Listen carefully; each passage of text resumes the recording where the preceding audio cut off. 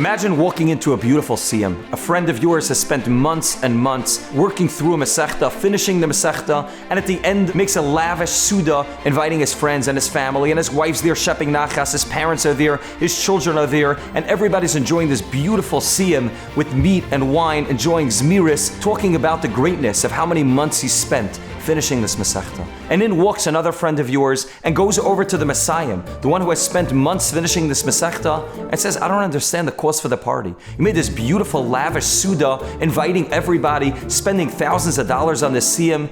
At the end of the day, it's one Masechta. And there are thousands of blot in Bavli, and if you take Bavli and your Shalmi and Kol HaTorah, what have you done? You haven't even scratched the surface of Kol HaTorah. You've done one small Masechta, 30, 40 blot, and you're making this beautiful, lavish siyum. What's the cause for celebration over this small Masechta that you finished?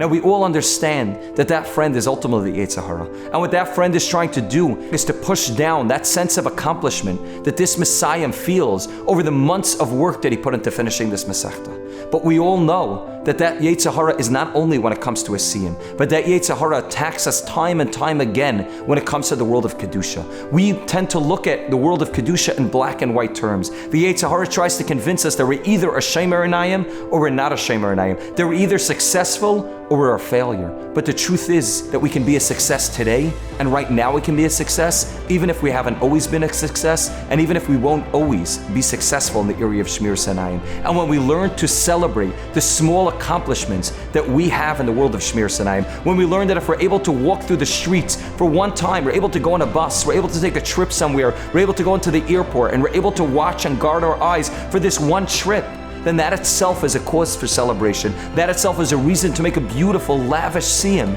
Then we'll start feeling success more and more in this area of Shmiras Einayim, and it will move from being one Masechta to another Masechta, and ultimately to be able to have a real completion where we'll be able to say about ourselves that we've accomplished and we've conquered vast areas and massive success in this area of Shmiras Einayim. And that's our goal, that when the Yetzer Hara tells us and whispers into our ear, so you've accomplished a little bit, but a little bit is nothing compared to the world of being a Shmiras Einayim, we need to tell them that a Shmiras Einayim is not all or nothing. But being a Shmiras Einayim means that right here and right now, when the challenge comes my way, I'm capable of overcoming it and holding myself back, and I'm capable of making a siyum on this small accomplishment that I've made in this world of Kedusha.